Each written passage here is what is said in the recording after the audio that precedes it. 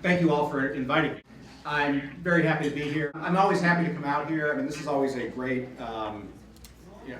trip for me. I spend a lot of time talking at kind of corporate environments and things like that, and it's good to do. But this is where I really feel at home, and I'm very happy to see here, especially so many people I don't know. I mean, it's always happy to see people I do know, but it's especially happy to see people I don't know, because that means there are more and more new people coming into this movement, and especially young people, which is really important because there are too many people my age that are doing terrible things like retiring. I want to bring greetings from Assistant Secretary David Michaels. David's in Korea, South Korea right now, talking to the Korean government, also talking to some of the Korean automakers about some issues with their suppliers, their part suppliers in the south of this country. But we do have a bunch of the OSHA team here. Someplace here is Debbie Berkowitz, who's our, there's Debbie over there, who is our Chief Policy Advisor. We have a bunch of labor liaisons here, and I think you met most of them last night, but why don't you all stand up and, in case they haven't met you.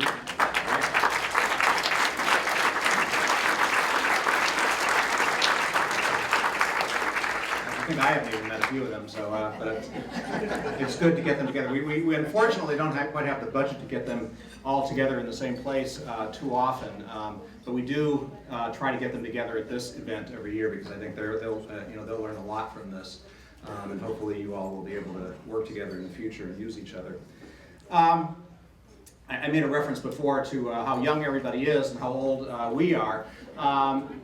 Looking back over, I look back over not only this administration, but the entire history of OSHA. OSHA, it's been now 43 years. I was actually a senior in high school when the Occupational Safety and Health Act was passed, which makes me feel, really old. But the fact that probably half of you here weren't even born when the Occupational Safety and Health Act was passed makes me feel really old. And this law actually, made one basic promise to workers, and it was a really revolutionary promise at that time, which was really a guarantee, as far as the government can guarantee, that every worker has a right to a safe workplace. Again, this was revolutionary. We had gone through almost 200 years of U.S. history without having that right for workers. So again, when this law was passed, it was rather revolutionary. It was greeted enthusiastically, needless to say, by workers around the country. The founding fathers, and I suppose there were founding mothers too of OSHA, understood some basic things. One is that although we're kind of setting up OSHA as a regulatory law enforcement agency, no government agency, no matter how big or how small, can do it themselves. And I think they wisely realized, and with the help of the labor movement obviously, wisely realized that the only way OSHA was going to work was if they had help, really, and in fact that help was necessary, and that participation from workers in the workplaces. It was never going to work otherwise.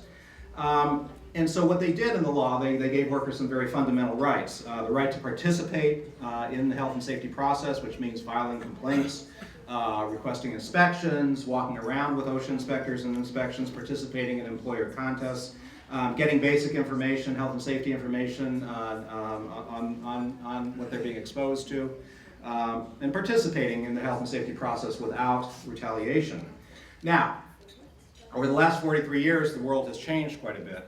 Again, when OSHA was passed in the early 70s, you had a very different world. Now, we've seen a real decline in unions. When OSHA was passed, there were a lot. The union participation was a lot higher. When OSHA was passed, it was really focused on the manufacturing sector and the construction sector. Today, the manufacturing sector, as we know, has really declined in this country, but we have the service sector. And just as an example, hospitals. Hospitals that bring along with them issues like infectious diseases, workplace violence, ergonomics. None of these issues were even remotely on OSHA's radar screen in the 1970s. The whole growth in vulnerable workers in this country, immigrant workers and other day laborers, is also something that wasn't around in the 1970s. The whole change in the economy, which our current wage and hour director calls the Fishered economy, and I would recommend his book to you to really understand what's happening in this country. And the way we see it most is in the huge rise in temporary services, the huge number of workers who now wherever they're working aren't necessarily working for the same employer that runs the business. They may be working for a temporary agency, and many health and safety implications with that as well. A decline basically in a faith in government. And what's happened with that is, slow down. Okay, I promised to be slow here because I didn't give my Spanish translation before I got here. Thank you. Again, the decline in the faith in government has resulted in a couple of things. First of all, hostility toward regulation, which we see every day, and also kind of a decline in budget levels. So we're constantly struggling with how to make do, how to do our jobs with the budget levels that we have. Now, a few things haven't changed. Far too many workers are still dying in the workplace. Workers still have the need and the right to participate, whether they belong to unions or not. And finally, what hasn't changed is the Occupational Safety and Health Act. That act, again, which is now 43, 44 years old, is something, again, created in the 70s in a far different environment, something that's been our major challenge in this administration, is really struggling to make this act still relevant in the 21st century. And that's really what we've been focusing a lot of our efforts on. Now, we learn every day, really, the need for OSHA, why we have OSHA, and what would happen if OSHA wasn't here, if we didn't have the inspectors out there, if we didn't have the standards. I think that was brought to us probably most visibly during the shutdown. During the shutdown, obviously, OSHA was pretty much shut down. We were still dealing with imminent danger and a few other, when we got major complaints. And we had some people driving around after one of those events, and they came across a construction project. And it was a construction project run by, not by like two guys in a pickup truck. It was run by a fairly reputable company, and there were some workers on top of the roof, a couple of stories up without any fall protection. And they got out of the car and they went up to the manager there and they said, what's going on here? They don't have fall protection. And their response was, we thought OSHA was shut down today. So, that was kind of one of those give me a break moments. Still here we are 43 years after the Occupational Safety and Health Act was passed, and you still basically need mommy and daddy to make sure that businesses are behaving properly and protecting their workers. The other thing we're finding these days, and I will refer you to OSHA's website, is the effect of health and safety injuries, illnesses, fatalities on families in this country, on their ability to get to the middle class and to stay in the middle class, and also on our society and our economy in general. And I will refer you to a paper that Dr. Michaels wrote called Adding Inequality to Injury, the Cost of Failing to Protect Workers on the Job. The main point of that is that injured workers particularly, never really recover. Even if they're lucky enough to recover physically, they may never recover financially. If you look at the statistics out there, you find that workers' comp really only pays about 21% of the costs of workplace injuries. The federal government and state government, and that would be SSDI, Medicare, pay about 16%. About 13% is paid by private insurance, which of course workers pay into. And then about 50%, a full half, is paid out of pocket. So between the out of pocket and the private health insurance that workers contribute to, workers who are injured, who are supposed to have this workers' comp system that's supposed to take care of everything, all the costs, workers end up essentially paying about almost 2/3 of the cost of the injuries out there. You look at the 16% that the federal and state government pay, and what that means is that basically the federal and state government are subsidizing unsafe employers. And again, 21% through workers' comp, which, again, I don't have to talk too much here about our failures in our workers' comp system and how much worse it's getting. It's worse, obviously, for immigrants and vulnerable workers who may not have the knowledge of even where to file, where to report their injuries and illnesses, where to file for workers' compensation.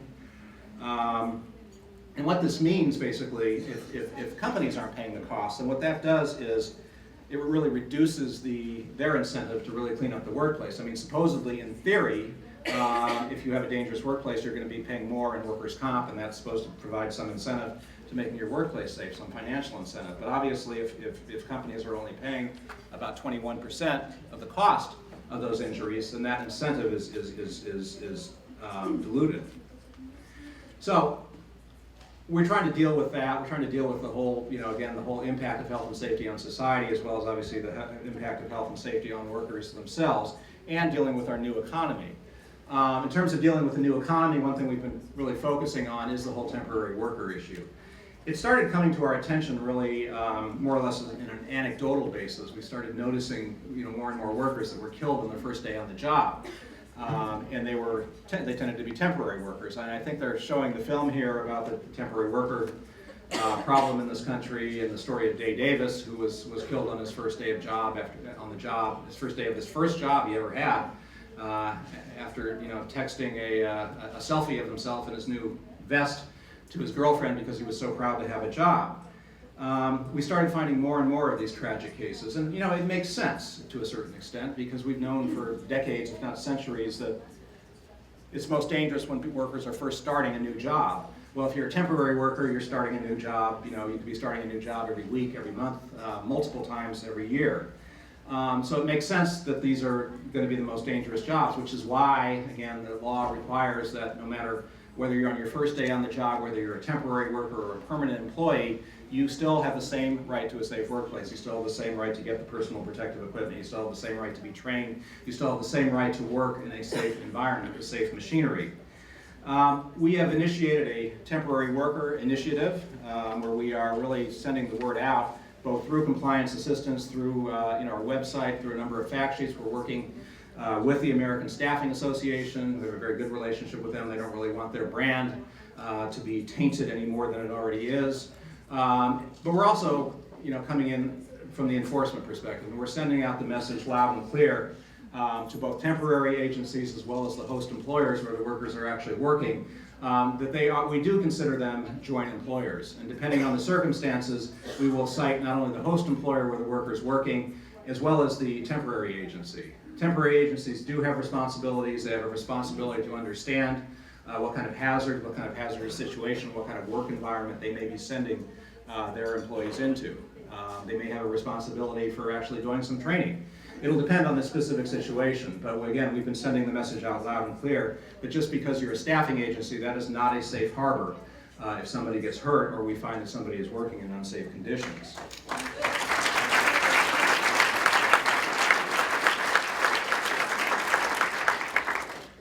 Now, again, the other thing I was mentioning here in terms of changes since the 1970s is the decline of unions, but at the same time, the constant need for workers to still be involved in the workplace and still be able to participate in their health and safety activities. Now these days, as you all are testament to, we have many different ways to represent workers in the workplace. We have many different ways to reach workers in the workplace. The law was basically built around the assumption that OSHA would mostly be going to manufacturing and construction, and that most manufacturing and construction would be organized workplaces. Again, that's not the situation these days. That's why we again clarified our policy in terms of who is allowed to actually file complaints for workers, to represent workers, who's allowed to represent workers in certain situations, depending on the situation, even in walk-around inspections. And it can be basically anybody who the workers choose to represent them. It can be a union, it can be a day labor organization, it can be a church organization, a faith-based organization, a COSH group for that matter. And we've had situations now, not many, because usually we manage to work out in a situation where we're able to talk to workers after work, at home, whatever, at the bar. But there are situations where that comes up and where you all, who maybe, again, be members of a faith-based organization or a day labor group, you're the ones that are actually representing the workers. You're the ones that the workers trust. You're the ones that the workers want to represent them, whether it's in a walk-around, whether it's filing a complaint, whether it's a whistleblower investigation. So again, we are this is our effort again to bring this 40-year-old agency into the 21st century and recognize the situation, recognize the conditions and the relationships that are evolving in this country. Now, we haven't obviously forgotten the standard things that OSHA does. We are still trying to strengthen our enforcement program. We're trying to strengthen our whistleblower program. None of this works, obviously, if workers are going to feel intimidated and afraid to really file complaints or participate in the health and safety activities in their workplace. That is the core of the Occupational Safety and Health Act, and the core of worker participation is for workers to feel free from retaliation. Now, needless to say, it hasn't always worked out that way. Our whistleblower program for the last 40-something years was really more or less a stepchild of the agency. It was not something that the agency really put much focus on. When we came in, that was Dr. Michael's really first and top priority was to really revitalize the whistleblower program. So we pulled it out of, where it had been kind of buried in our enforcement program. We gave it a new directorate headed by one of the a senior executive service member. We pulled out the line item in the budget, made it a separate line item so that we could actually track the budget for the whistleblower program. We changed the policies, made sure people were trained, and we actually, this is one area almost every year where we've actually managed to increase resources. I mean, this is one area where it seems like there's even a little bit of bipartisan support with the idea that workers should not be retaliated against for complaining about health and safety issues in the workplace. We've really focused, tried to turn our whole compliance assistance program, really focused more on vulnerable workers in this country. The compliance assistance program in general, as well as our Harwood program. We're trying to look at the kind of issues that are really hidden from the American public. One of those, believe it or not, was actually nail salons. I mean, even before the nail salon scandal really hit the New York Times, we had already been really out ahead of the pack there with a number of issues, a number of products on our website. We have been building coalitions. We've been funding some of the groups that work in nail salons. Debbie Berkowitz was really heading up this whole effort. So when it broke in the New York Times, it wasn't a major surprise for us. Again, we knew it was a major problem and we had been trying to deal with it. But nevertheless, it is something, again, one of these things that we kind of know about, but only it seems like the public only knows about when it hits the paper. We've issued a number of new regulations, as hard as that's been. We've updated our hazard communication standard, updated our crane and derrick standard. We finally issued a confined spaces and construction standard after promising that to the steelworkers in 1992. We issued our injury reporting standard, and this is really something, it's like, big deal. Basically what this does is instead of employers having to just report fatalities or what we call catastrophes, which is 3 or more hospitalizations to OSHA, they now have to report every hospitalization and every amputation. Now that is a major sea change in the way we're going to be doing business. It really will help us hopefully target workplaces that really need our attention. It kind of still boggles the mind, but before this was issued, you could have had an explosion in a workplace. You could have one worker knocked unconscious and sent into a coma for the rest of his life, another worker with a leg and an arm amputated, and we never would have heard about it necessarily unless somebody had either filed a complaint or it had been in the newspaper because there was no requirement for the employer to report it to us. Now we get all of these reports. Now our challenge is figuring out what to do with all of them, given our, our resources haven't grown nearly to keep up with the amount of information we're collecting. But nevertheless, we are figuring out ways to really use that information to better target our resources. We've increased requirements improved requirements for residential fall prevention. We've done a lot more now in workplace violence and enforcement. We've kind of tried to crack down on incentive programs, and we've really tried to put a lot more effort to ensuring that the state plans are actually just as effective as the federal program. Now, I'm not sure if I see it, but I sense some rolling eyes out there because despite all of these achievements we've achieved, I know there are people out there, and I'm probably one of them, who think we could be doing a lot more. And we should be doing a lot more. We came in with a much bigger agenda than we've been able to accomplish, and that has been one of the frustrating aspects of this job. Nevertheless, even what we have accomplished has certainly brought us under attack. No good deed goes unpunished. I mean, we've been criticized for doing too much enforcement.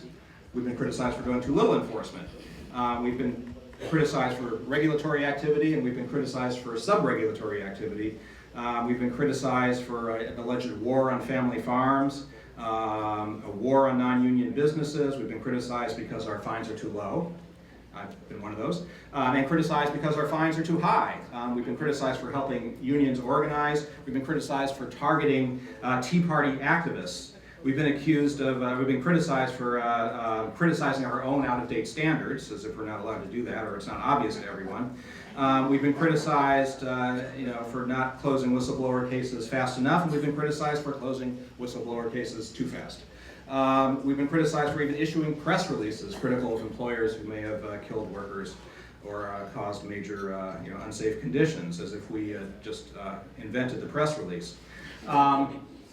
So, I mean, there's nothing basically we do that doesn't come under some kind of criticism or some kind of accusation. Despite that, we still have a long way to go. We still have a lot more work to do. We've got about 1.5 years to go, and we've got a lot on our agenda, and we're going to need your help to get there. On the regulatory angle, the first and foremost, we're trying to, and we will issue a silica standard.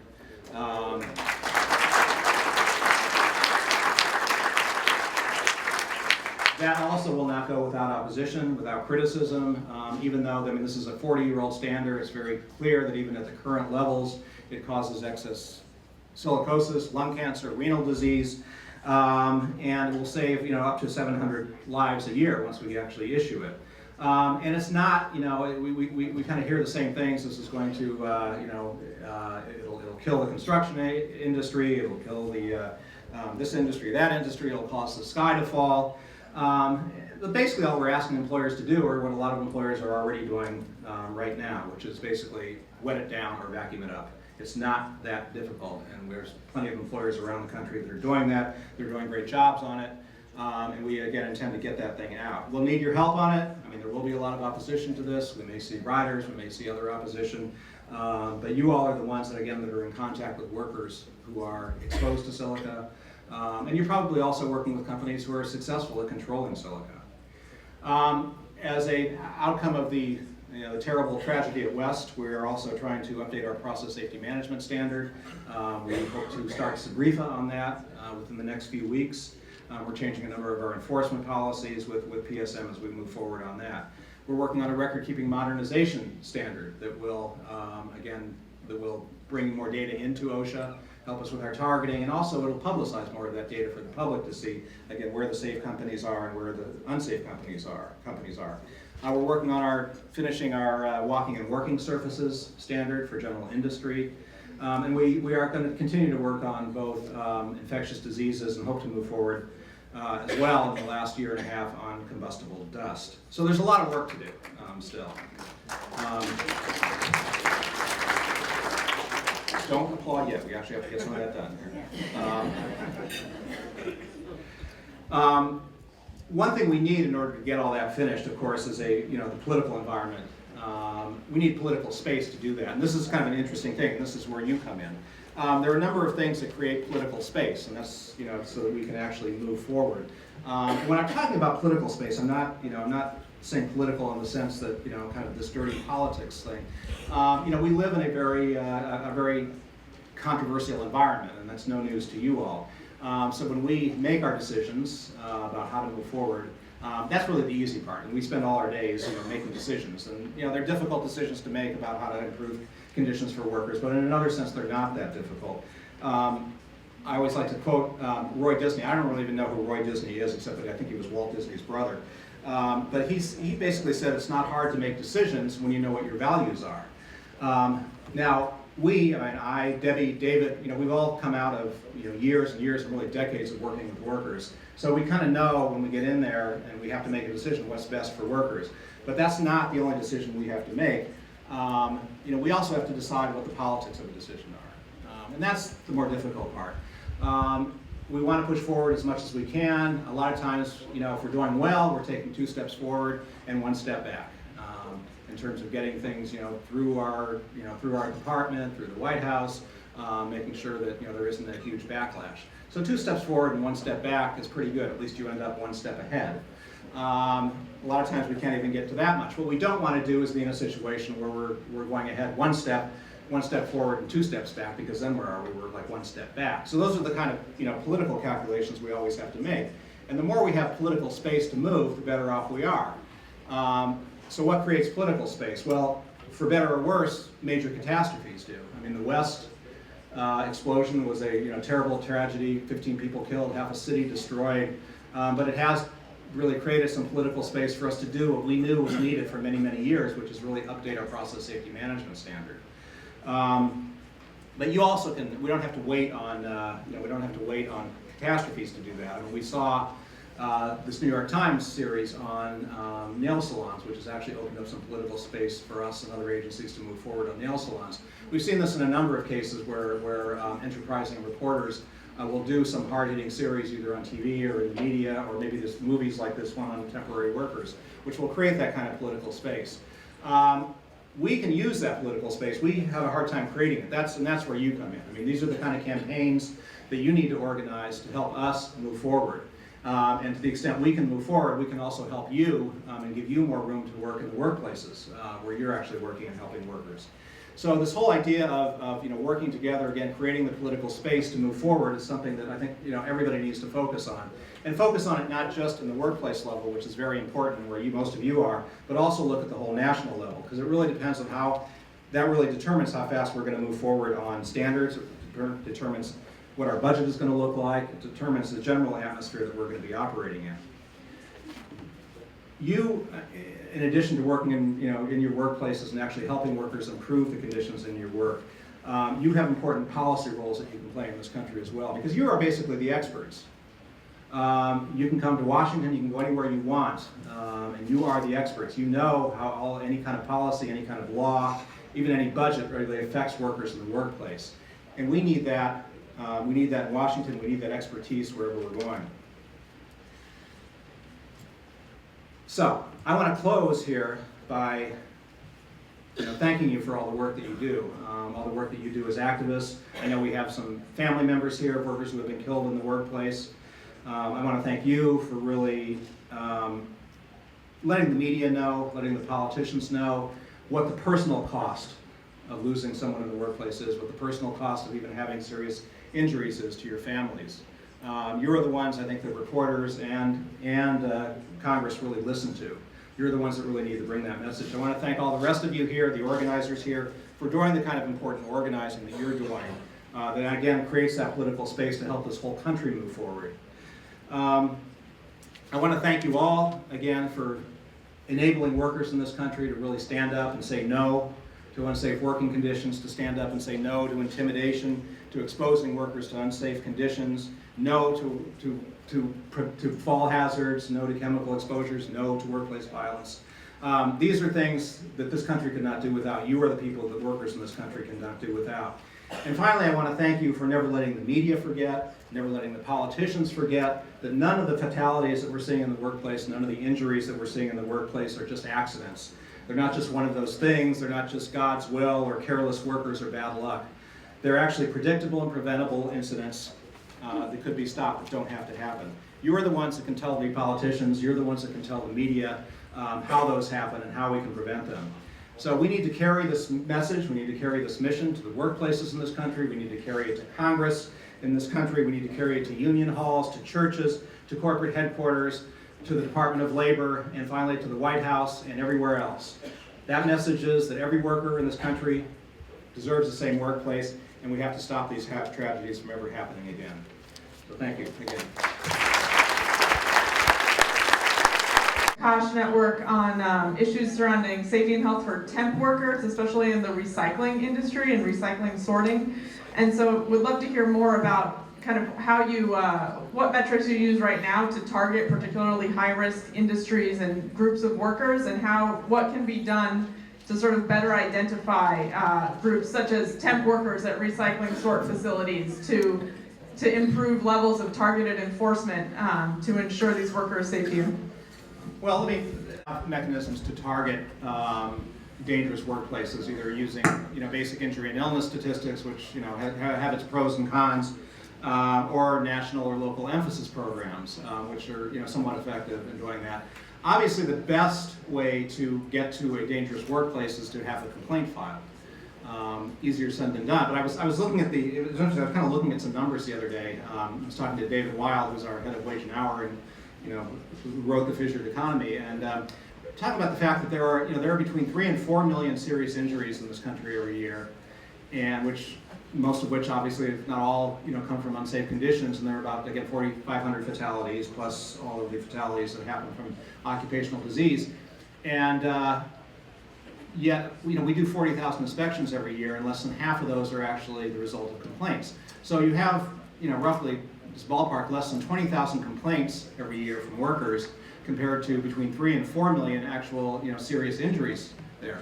So what that says is that most workers who are injured, much less workers who are exposed to injuries, the vast majority of them are not filing complaints. And I think that's where we really need to focus if you're talking about focusing on specific unsafe workplaces. And that's obviously where you all come in, is making sure that workers understand those rights and use those rights. Again, we can use our general targeting mechanisms, and those are somewhat effective, but obviously if we want to really get to the workplaces where there are specific workplaces where there are problems, the best way is to let us know there are problems there. Coalition of Central New York, this is what we talked about.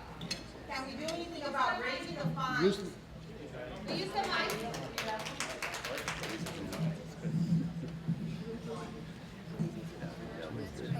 Can we do anything about raising the fines and keeping them high?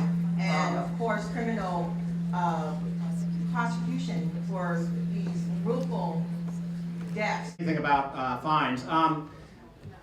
Fines. OSHA fines are set by Congress. They're set by law, and they aren't even they aren't even adjusted for inflation. So they were set when OSHA was first, when the Occupational Safety and Health Act was first issued in 1970. In 1970, and they were raised again in 1990 and have not been raised since then. So, the answer to that question is you got to get Congress to raise our penalties. In terms of criminal, we can bring criminal.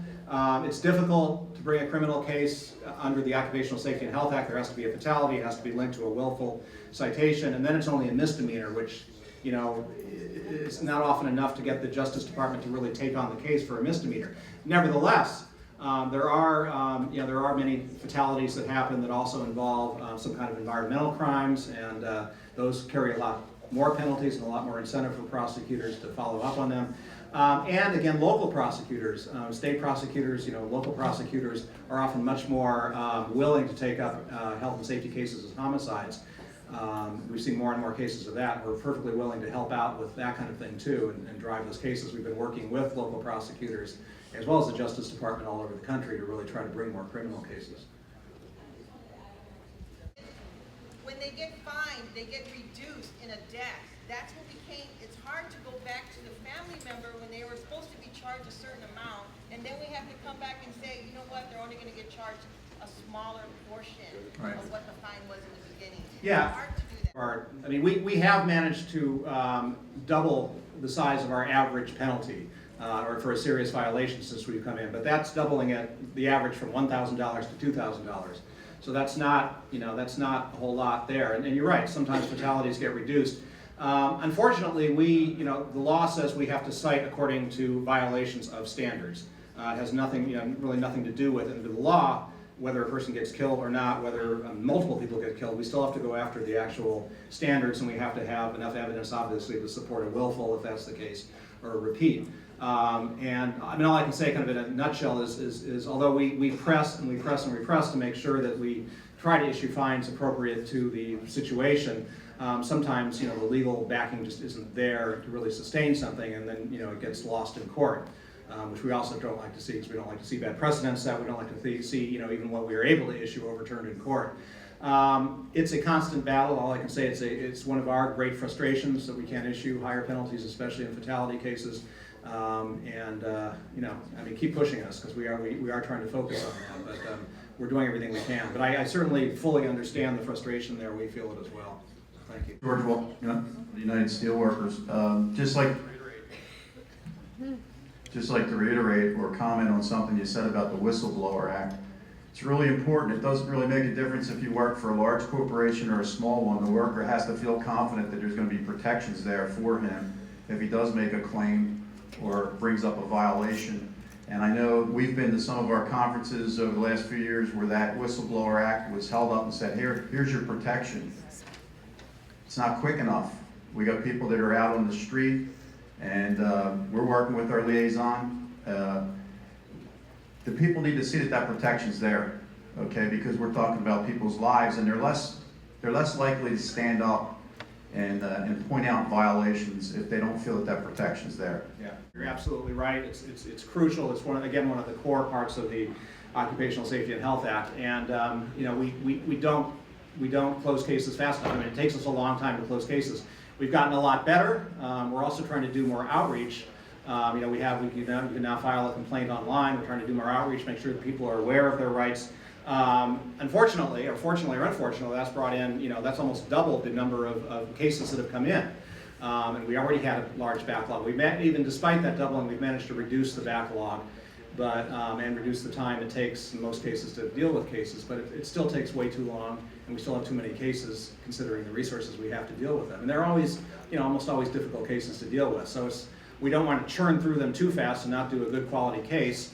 On the other hand, justice delayed is justice denied. And if it takes, a year or 2 years or something for us to get to the end of a whistleblower case, unfortunately, that's a lot of pain for workers to have to face over that time. We try to focus on settlements if we can't, necessarily, get to a merit finding, at least find some satisfaction for the workers. So we're trying to find all kinds of other creative ways, alternative dispute resolution and other ways to really speed up the process. We're trying to make sure our investigators are much better trained, our policies are much clearer. Again, everything we can do to not only speed up the process, to make sure we actually have a high quality process. Again, we've made a lot of progress, but we still have, miles to go ahead of us. So thanks for bringing that up, and again, we understand. But have you looked at the exempt industries for the record keeping and whether or not you might bring them back in for record keeping? And I'm going to use education as an example. Of course, in private colleges, there's lots of really heavy-duty chemical use going on, and people in food service and housekeeping and doing hazardous and jobs and musculoskeletal. And I know for us in New York, we are organizing more and more private schools that house very severely disabled kids, both emotionally, behaviorally, and physically. So we have a lot of injuries showing up, and we're in the process of filing a general duty clause for violence in one of our schools, and God bless them, but they actually kept the logs, and I'm not going to tell them that they didn't have to. But when you looked at them, this last year, 92% of all of their injuries to our members were due to violence, and over a 5-year period, that number had increased exponentially. 37% over the year before, 47 the next year, 50 the next. But except for the fact that they didn't know they didn't have to keep the records, we would not have had the ability to get a hold of these, to have the data that really would have helped us better make the argument to get an OSHA complaint in. So. And it's not very effective even when it is, even if we were covering everybody. The problem is if you cover too many people, it kind of just dilutes, the information you have. But you're right, there is a problem with when you have these big categories that are required not to keep records, you're always going to have small or even medium-sized pockets in those that actually have high injury and illness rates within a general, category that's lower. All I can say is to come back to the best way for us to get to the workplaces that really need help, that need our oversight, is really to file more complaints, and that's with workplace violence especially. I mean, that's something that we really want to do more of. I am constantly pushing our regional administrators and our COSHs to search out more cases. We just aren't getting the kind of complaints that are anywhere representative of the kind of problems there are in the country. Now we don't cover public employees, but there are plenty of private sector workplaces where workplace violence is a major issue. And again, we're just, aside from a few places in the country, like New York, I mean, Region 2, Region 1, Region 3 to a certain extent, where you have a lot of, COSH groups, activists, unions, we get a fair number of complaints there, but we don't get them really in the rest of the country. And that's something, if we're really going to address the problem, we're going to have to do it, more that way than even collecting better data and trying to target that way. Here is what is the possibility for OSHA, when I add the word when, will be able to have jurisdiction over dairy farms with less than 11 workers. We are having many, many injuries and fatalities at the state in Europe. Spending a good part of a year, a couple of years ago, dealing with our alleged war on family farms. That's one of the many serious frustrations that we have, because we see so many people dying, getting injured and dying on small farms in this country. And not only are we not able to, enforce there, we're not even able to step foot on those farms, even to do any kind of investigation. And that again is Congress. I mean, that is a rider that gets put on our appropriation bill every single year. I don't know. I mean, I won't even talk about the origin of it, but it is a major frustration for us. But again, People come and complain to us about it, and rightfully so, but you know, for better or worse, we send them back out the door and send them, you know, up the street to Congress and tell them, you know, once you get rid of the rider, we'll be glad to do more. But once the rider's, you know, as long as the rider's there, you know, we are obligated to abide by it. We will abide by it. And I'm a critical care nurse, work with SCIU Nurse Alliance of California, and I would like to know what we as healthcare professionals and as consumer of healthcare can do to help OSHA get the infectious disease standards out before another 98,000 people die, and I don't want it to be any of us. Okay. Try to clarify something, because I know when the regulatory agenda came out, lo and behold, infectious diseases were on the long-term agenda, which was sort of a surprise for us, because we basically set dates for when we think we can reach the next step of our standards, and it goes off to OMB and mysteriously comes back as some other kind of category. Basically, we have right now a very full regulatory agenda. We're trying to get, as I said, get silica out, get our walking working services, record keeping, and a few others final. You know, it's really important to get these things final, because when they're final, they will actually protect workers. So those are our first priority, and right now they tend to be soaking up most of our resources. Nevertheless, you know, we still got a year and a half to go, and once we get some of those out, at least moving infectious diseases to a proposal will be one of our top priorities there. So we certainly have not, despite the fact that it ended up on the long-term agenda, on the regulatory agenda, it is one of our top priorities. We are determined to move forward on it. You know, again, it's something that we've been spending quite a bit of time on in this administration. I personally have spent, you know, throughout my career with AFSCME, quite a bit of time, you know, starting with bloodborne pathogens and moving forward to that, tuberculosis, which had an unfortunate demise. So it's both important to the agency and personally important to me, and we certainly haven't forgotten, and we plan to move forward on it. So thanks. Well, it's an ask. We'd like you to get the message to the President that if any TSCA reform bill is passed that doesn't ensure the EPA can ban asbestos, we're asked for a veto vote. This is ridiculous. 15,000 Americans die every year, and the numbers are going up. Something needs to be done. Thank you. My name is Yasmin. I work at 7-Eleven at Buffalo, New York, so it's nice to meet everybody. It's my first time here, so thank you. I also like long walks on the beach, so if anybody wants to call me later. Okay, anyways, my question is, why is it so hard to actually put out a general clause?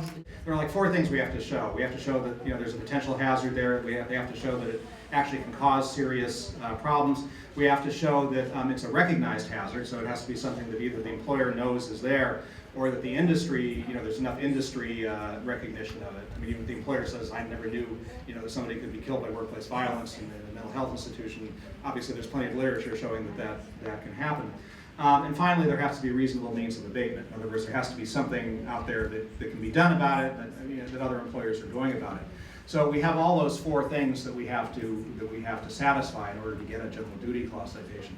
And it takes a lot of work, you know, to kind of build that case. I mean, we are, again, trying to do more and more of it, because God knows there are a number of issues, workplace violence, ergonomics, a number of infectious diseases that aren't covered by standards, that present real hazards to workers out there, but we don't have standards, and we won't have standards for in the foreseeable future. Now, what that means for you, and I'm glad you asked me this question, is that when we are out there on a workplace violence case or whatever, ergonomics, what we need that information. We need the data.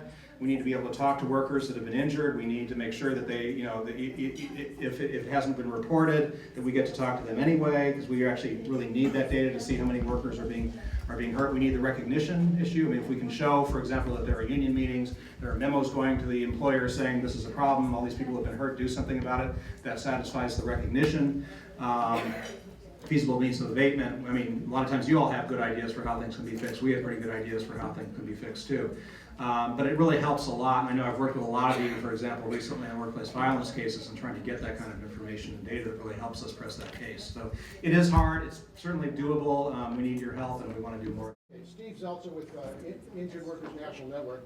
I'm very concerned about bullying, workplace bullying, because there's an epidemic of it in this country, and a lot of workers are afraid to make health and safety complaints. And that's a real serious problem, especially if you're trying to organize a union as well. Most people are unorganized. The question I have is, we've been taking up the cases of injured workers who've had merit determinations, like Michael Madry at Test America. And unfortunately, we have found in AFSCME, among AFSCME members, there's a systemic bullying of inspectors and investigators in the OSHA 9 region. And Daryl Whitman, who's an OSHA inspector, who's a lawyer, was recently terminated on May the 5th. So the question is, if we can't really protect the inspectors at OSHA, how are we going to protect the workers who are trying to raise health and safety concerns? And I think the issue of workplace bullying has to be addressed within OSHA. Thank you. All right, well, let me address workplace bullying. Bullying does, it does intimidate workers from exercising their rights in the workplace, and it's something that we oppose. And it is an important right, obviously, again, as I've said over and over again, for workers to be able to exercise their rights in the workplace, whether they're federal employees or private sector employees, whatever their occupation is, they have rights to express themselves. In terms of the specific cases that you're talking about, those are personnel cases. I can't really talk about them specifically here. But again, we generally believe that the whole whistleblower program, the rights of workers to actually act without discrimination, without fear of retaliation, is one of the core rights that workers have in this country, and we're doing everything we can to strengthen that right, to strengthen our enforcement of it. All right. I'm looking forward to reading this. All right, cool. On the oil industry, there hasn't been a near determination case in the oil industry. I wonder if you could say why that might be? I have no idea. I'd be glad to look into that, but I don't know. Because, I mean, with all the explosions and everything, not to have one worker who had been retaliated against for making health and safety complaints. And also the railroad industry. What do you think about the recent, railroad accidents that have taken place? I mean, that... Well, the accidents obviously are bad. I mean, we've been working very closely and very hard with the railroad industry. It's a tough industry, to crack on whistleblower issues. The good news is they've got a good law. The FRSA is a really much better law than the 11C of the Occupational Safety and Health Act. So we have been, aggressively going after rail cases and meeting with the heads of railroads and stuff, and really trying to make some progress on that.